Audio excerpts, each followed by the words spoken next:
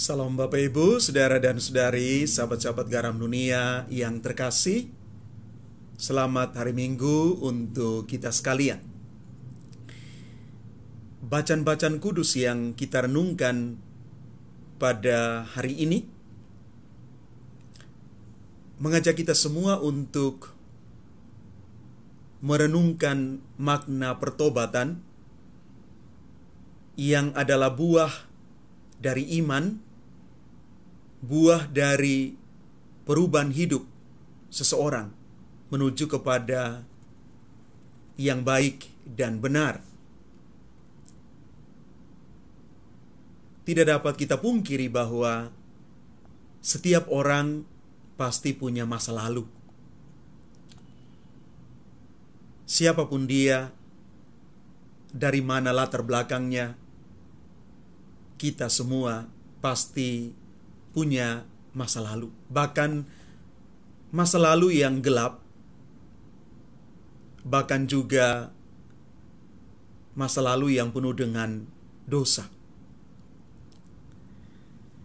Kita tahu bahwa buah dosa itu adalah kebinasaan.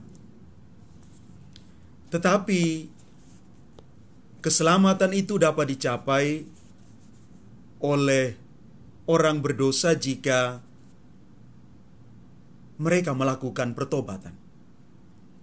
Seperti yang dikatakan oleh Santo Agustinus, tidak ada orang suci tanpa masa lalu, dan tidak ada pendosa tanpa masa depan.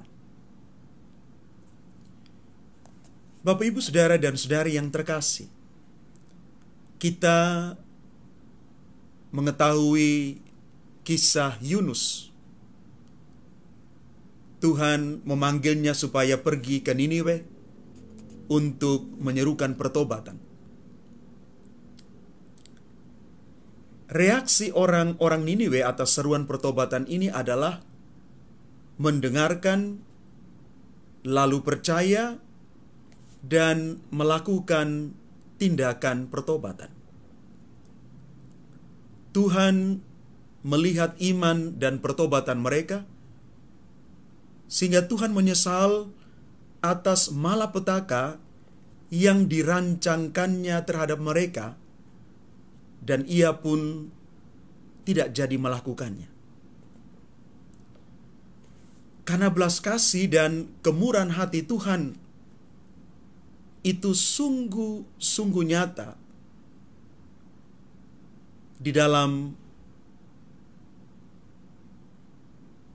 rasa syukur yang luar biasa. Pemazmur memuji kasih setia Tuhan. Tuhan adalah kasih setia bagi yang berpegang pada perjanjiannya, dan sekaligus mohon agar Tuhan memberitahukan jalan-jalannya, yakni jalan kebenaran dan kasih. Selain Yunus, pewartaan tentang pertobatan disampaikan juga oleh Yesus di Galilea. Yesus mengatakan, "Waktunya telah genap, kerajaan Allah sudah dekat. Bertobatlah dan percayalah kepada Injil." Kata kerajaan itu bukan hanya menyangkut wilayah teritori tertentu di dunia ini. Tapi kerajaan Allah itu lebih menunjukkan kuasa Allah dan kuasa untuk memerintah dan mengatur. Kerajaan Allah itu menunjuk pada otoritas Allah kepada manusia. Allah merajai seluruh dunia, bukan hanya satu daerah dan bangsa tertentu saja. Maka untuk menggaungkan warta pertobatan ini, Yesus memanggil para murid perdana, yaitu Simon, Andreas, Yakobus, dan Yohanes. Pertobatan itu ditunjukkan oleh para murid perdana itu, yaitu Petrus dan Andreas, meninggalkan pekerjaan dan cara hidup yang lama, sedangkan Yakobus dan Yohanes melepaskan ikatan keluarganya.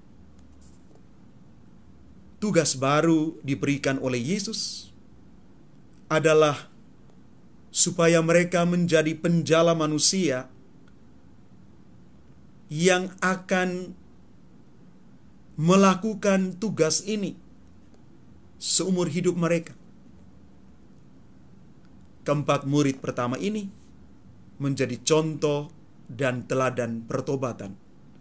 Sekaligus mereka diutus untuk memaklumkan pertobatan dan kabar baik itu bagi segala bangsa. Bapak, Ibu, Saudara, dan Saudari yang terkasih, Santo Paulus di dalam bacaan kedua hari ini mengajak kita untuk tidak terikat kepada dunia. Mengapa demikian? Karena dunia ini akan berlalu dan dikatakan waktunya singkat. Sikap lepas bebas dan tidak terikat pada barang-barang duniawi adalah jalan pertobatan bagi kita untuk menerima Injil, kabar sukacita itu, dan mewartakannya dimanapun kita berada. Mari Bapak, Ibu, Saudara, dan Saudari, umat Tuhan yang terkasih, semoga kita juga mengalami kuasa pertobatan di dalam seluruh hidup kita.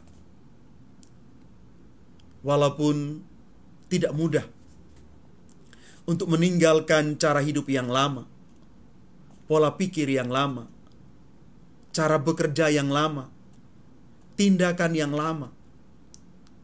Tetapi dengan rahmat kuasa Tuhan, kita mampu melakukannya. Karena di dalam Tuhan, kuasa pertobatan itu sungguh nyata. Mari buka hati kepada Tuhan. Tuhan pasti memberikan rahmat itu kepada kita yang rendah hati dan mau dibaharui oleh Tuhan sendiri. Tuhan memberkati kita sekalian. Amin.